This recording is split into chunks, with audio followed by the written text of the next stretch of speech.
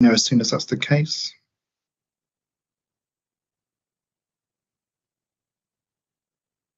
Webcast has started, Councillor Chad. Thank you. Okay, good afternoon, everybody, and welcome to the decision days of myself, the Executive Lead Member for Education, and then another meeting of the Executive Lead Member for Children's Services, and the other meeting of the Executive Lead Member for Education.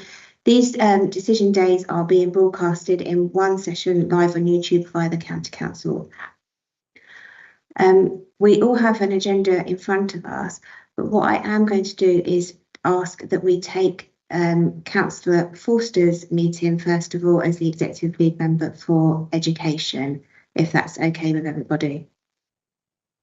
So I will hand over to Steve at this point. Ros, Councillor Chad, thank you very much. That's really kind of you because of the time pressure that I'm under, so much appreciated. Good afternoon, everyone that's here, officers, members, and everyone who's on the live stream.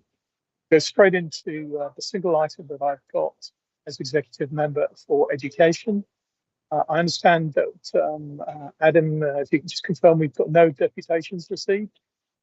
That's correct. Lovely, and equally, there are no key decisions, either non-exempt or non-confidential today. So that takes us to the non-key decision, item 4 on the agenda, which is additional specialist provision final approval. This is one that I understand Natalie is taking us through. Is that right? Yeah, that's correct. Good afternoon, everybody.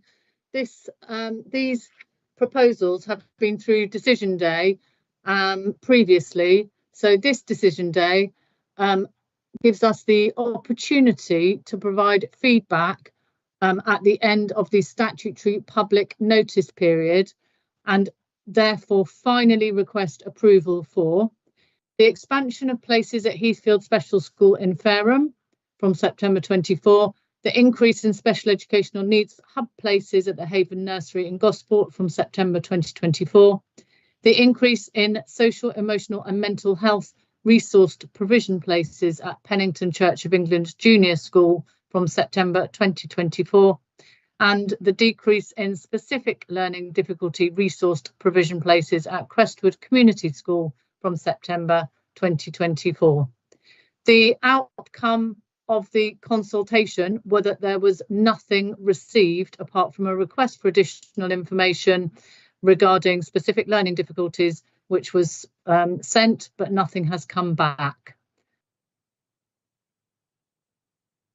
So I think it is relatively easy, I hope, to proceed to the recommendation unless there are any further questions. Thank you, Natalie. Does anyone have any questions? If so, please raise your hand. No, that's great. Oh, yep, we have one. Councillor, if you want to ask your question, please, Councillor.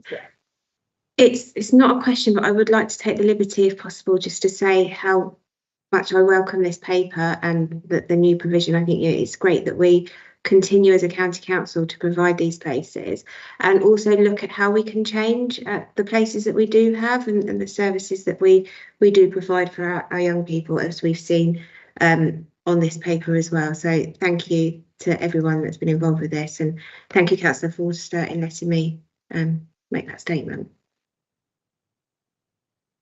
Thank you, Ros. That's great. You stole half my script, but that's appreciated. I was going to say exactly the same, actually, and I think it's a testament to the work done by officers and the way it's been through the decision day previously and consulted on, that there weren't any responses because everyone was provided with sufficient information. First 3 of these decisions, which is an extra 21 places, is really good news, and the decrease at Crestwood to make sure it can be delivered effectively and viably by 7 places is slightly unusual, but again, I think that's good news that the schools' wishes and optimisation efficiency are being prioritised. So with no other questions, I will go straight to the recommendations. And the recommendation is that approval be given to the proposals published by Hampshire County Council under Section 19 of the Education and Inspections Act 2006 to make a prescribed alteration to the 4 areas: the Heathfield Special School, 10 additional places, 10 hub places at Haven Nursery School, up to 36 places from September 24. Sorry, the previous one was in 2025. To increase the SEMH resource provision by 3 places with effect from September 24 in Lymington. And lastly, to decrease the SPLD resource provision at Crestwood Community School in Eastleigh by 7 places on September 2024. I'm happy to approve those recommendations as detailed. That is the only item on the education exec member decision day. So I'd like to thank all those officers for their work on this. Thank everyone who's been involved, and to hand back to Councillor Chad for her element. Hope you'll forgive me if I do sign off this meeting now. Thank you, Councillor Forster. So that brings me on to my decision day meeting, and we haven't received any deputations. Is that correct, Adam? We're still... That is correct, yes. Brilliant, thank you. So the first decision first item on my decision paper is the residential placement capacity development. And Claire, are we going straight to Claire or does Stuart want to do a quick intro? No, so Claire, over to you then. Thank you. So this proposition, it obviously relates to our statutory sufficiency duties to provide residential care placements.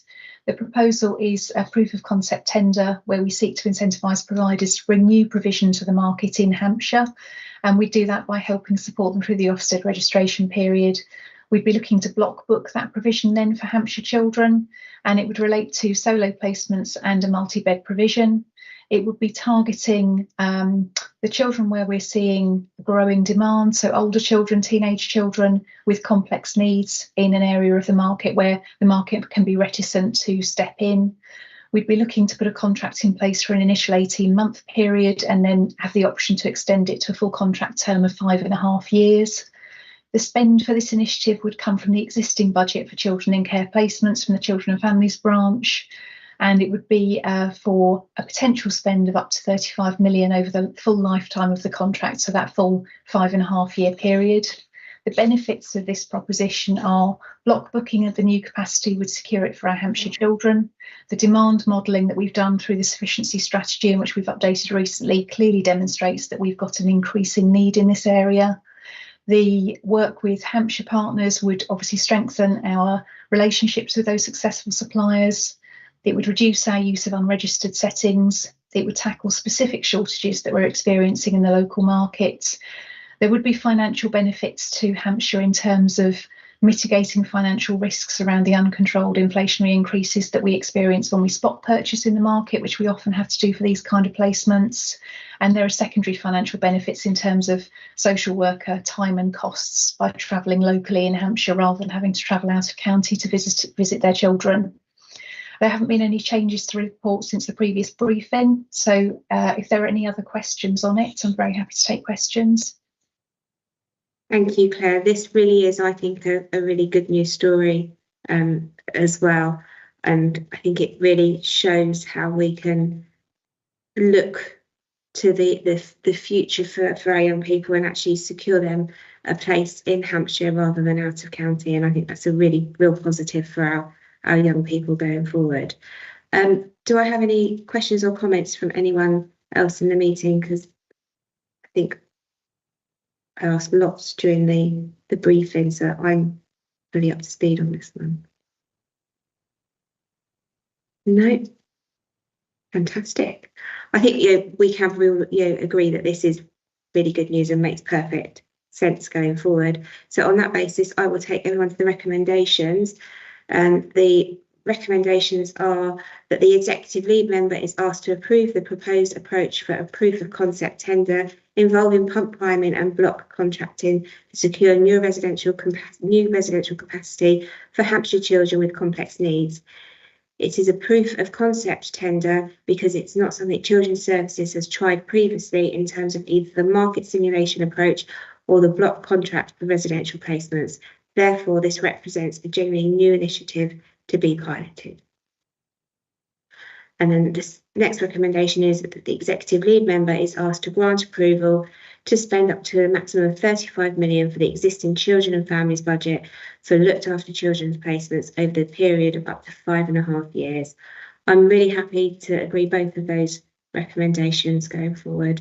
And thank you, Claire, for your time on this report and the work that you continue to do. So thank you very much. And I look forward to hearing more about it in the future, as do all the other members on the call. So thank you. Thank you. The second item on our agenda today is the Hampshire Youth Justice Service Youth Justice Plan 2024. And Nikki. Yeah. Councillor Chad, I don't think Nikki's here then. Perhaps she's had some technical issues. Are you happy for me as director to introduce this item? Absolutely, yes. Yeah, we've had, yeah, Nikki did a grand job in the select committee as well. So yeah, thank you. So this is the annual Youth Justice Plan. We are required by the Youth Justice Board, who oversee youth justice services nationally. We're required to submit a plan. It's rather a bureaucratic template, but again, that's prescribed and we have to submit it on that basis. It outlines our performance, our key priorities for the coming year, and looks back to say how we've done over the last year and what we've achieved. It is a detailed document, but I suggest it's an important document because it directs all of the activity over the next 12 months for our youth justice services. It was thoroughly scrutinised this morning at the Children and Young People Select Committee, and it hasn't had any changes since you briefed on it. And I don't think there's much more I can add at this stage. Thank you. Thank you, Stuart. We have had a lengthy discussion and debate on this during the Select Committee this morning, and I really value that and the ideas that have come from that this morning. It's really was fantastic, and I thank Nikki and yourself for facilitating that today with members. I have no further questions on this, and I don't know whether my councillor colleagues on the call have any further questions, or if Nikki wants to add anything to what you have said today, Stuart, at all.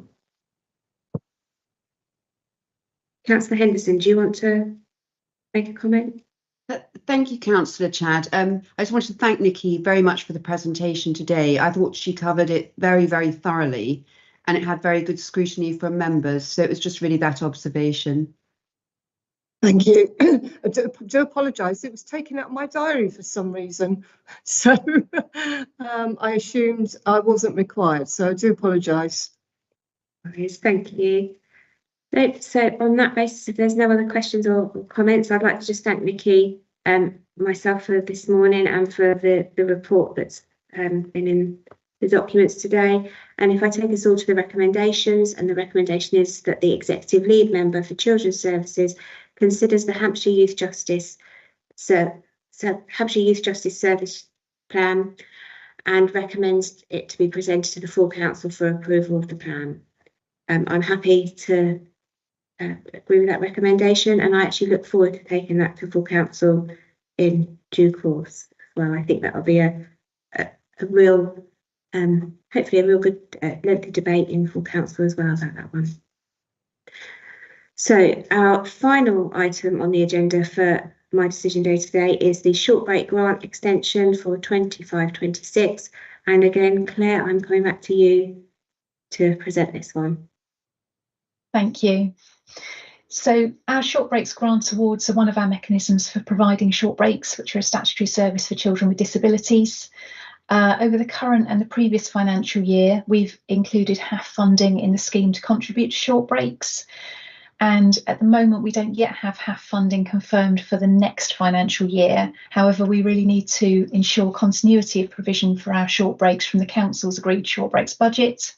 So the proposal here is that we award £278,000 worth of funding from the council's existing short breaks budget to enable that delivery for the Easter holidays in 2025, the summer term and the summer holidays in 2025. And that would also include term time delivery of youth and weekend clubs.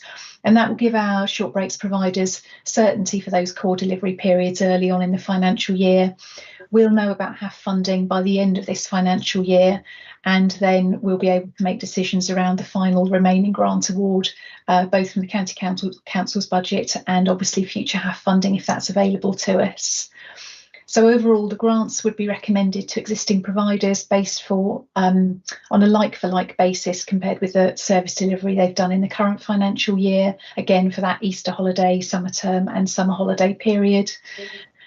We know that this proposition aligns with parents' preferences because we survey parents annually and they consistently say to us that provision in the school holidays is their most important delivery period for short breaks. And what we're trying to do is, again, seek the continuity of provision for those key periods for them and for their children.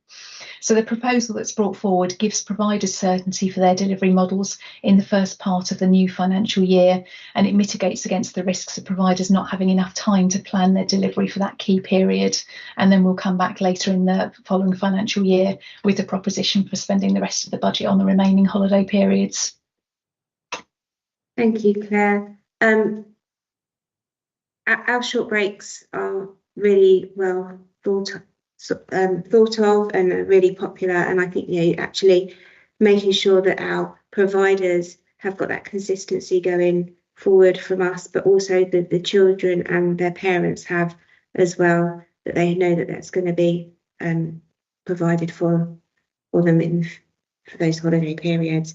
Does anyone have any questions or comments in regards to this item? No, again, I'm really pleased to be able to take you all to the recommendations then and approve these. So first recommendation is that the executive lead member approves the recommendation to extend the current Easter, summer term and summer holiday short break grants to existing providers into 25-26 while the council awaits confirmation from the Department of Education regarding the future of the holiday activity and food programme. The next recommendation is that the executive lead member approves the individual grant awards to providers listed in Appendix 1, totalling £278,046 for the delivery of short breaks from April to August 2025 to be funded from the agreed Hampshire County Council budget for this service of £394,000 estimated for 2025-26. The last recommendation is that in addition to the executive lead member delegates authority to the Director of Children's Services to approve all small fund grant recommendations for 25-26 in consultation with the executive lead member up to the total of £20,000 per annum. Really happy to approve these, and like I said to you, our short breaks are really something that our young people need, so very happy that we approve these. That takes us to the end of our meetings today. Thank you everybody for your attendance, and Adam, can I ask that the webcast is stopped, please? I'll confirm as soon as it's stopped.